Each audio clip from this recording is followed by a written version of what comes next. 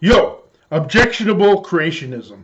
In a modern-day Scopes trial, Kitzmiller versus Dover, the argument evolved into whether creationism should be taught alongside evolution. To have creationism taught in schools, creationists hid their ulterior religious motivation. That was exposed and creationism expunged since our laws, I live in the United States, dictate separation of church and state. Now, Bible fundamentalists insist that Earth, uh, quote unquote, created in 6 24-hour days, is around 6,000 years old.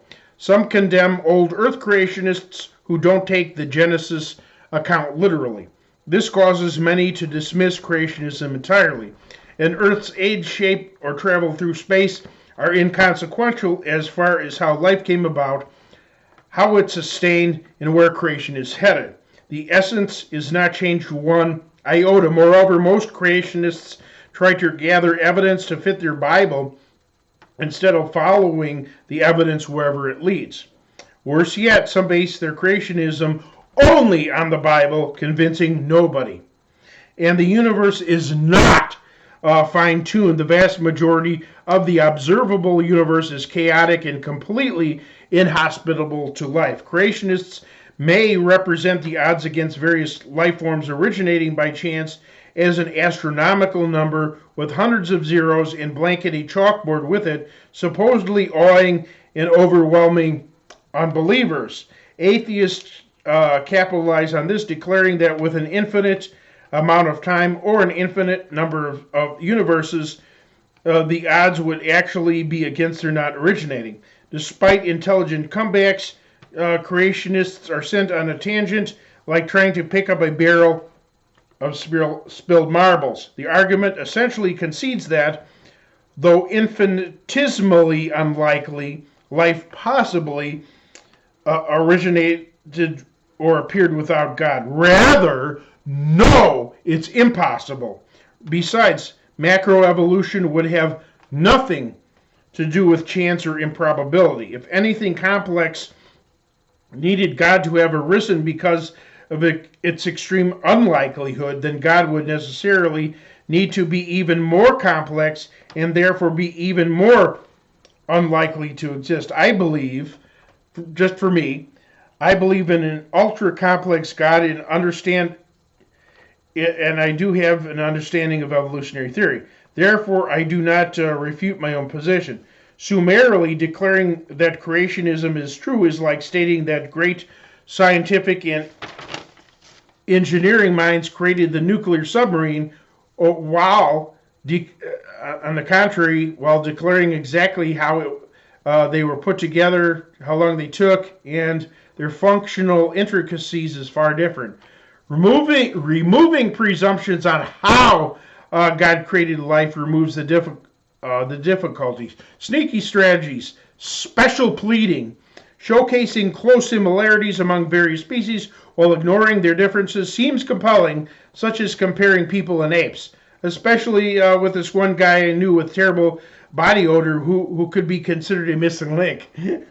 Rather, many things bear remarkable resemblance, such as water and gasoline, blood and transmission fluid, and bratwurst and poop.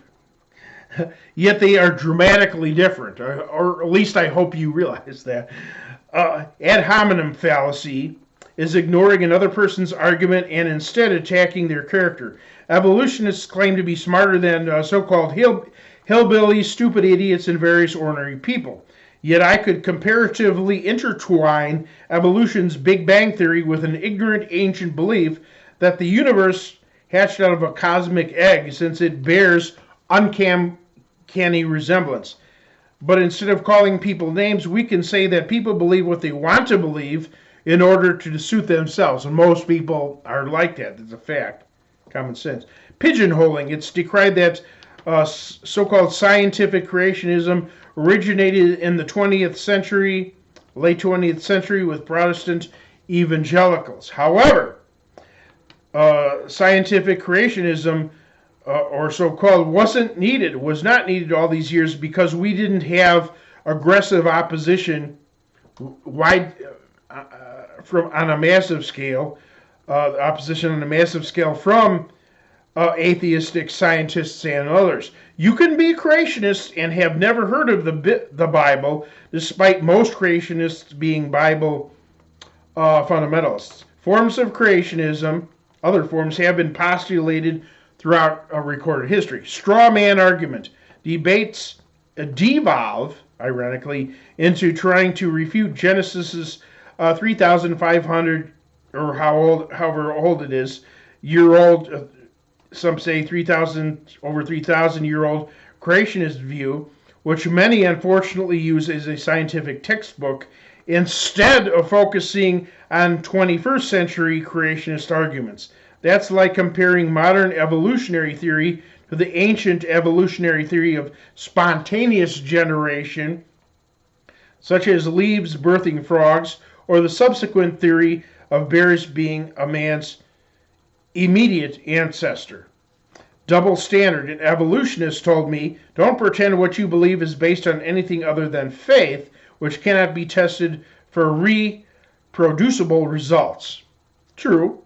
However, evolution, which cannot be tested for reproducible results, is, they call that as factual as gravity. Bias indeed. Bias indeed. And merely teaching that an intelligent designer exists is not religion. Religion is a systematic discipline. Think about it, research that. America's founding fathers accepted a creator as they accepted gravity. They did, some of them did object to organized religion, but like I said, that's a different subject. They're linked, but they're different, certainly. What they demanded was that church doctrine be separated from secular institutions. Since neo-Darwinism cannot be replicated in lab experiments any more than creationism can, in fairness, schools should teach both creationism and evolution, or neither.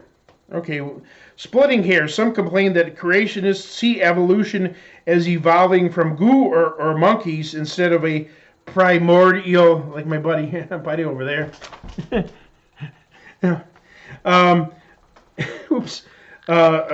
Instead of a primordial super ape like man. Others state that one species does not evolve into another. They split into two species. Others cry that it's not evolution or neo-Darwinism. It's Evo-Devo. Okay, whatever. That's all irrelevant to my creationist argument. My point is God designed and originated life, not living matter or creatures themselves. Fake empathy. Religious folks are sometimes encouraged to celebrate their faith and are welcome to believe that God was the first cause that started the Big Bang and macroevolution. This is like a waiter gobbling up your steak and leaving the meat juice saying, you're welcome to call that a steak. And don't think for a moment that evolutionary scientists are not seeking a scientific explanation for the first cause. Besides, neo-Darwinism completely contradicts Christ's teachings. Jesus taught that God created humans as male and female. Yet according to neo-Darwinism, from the beginning, asexual life forms, neither male nor female, evolved into us. Creationists often use similar sneaky strategies, but I have no affinity with other creationists. I stand alone. Furthermore, even if neo-Darwinism were true, that's an overemphasis on its accompanying fields of anthropology, paleontology, and such like. What matters more is mastering universal life skills and gaining knowledge to help make the world a better place. Stay tuned for part 7, which will be the last part.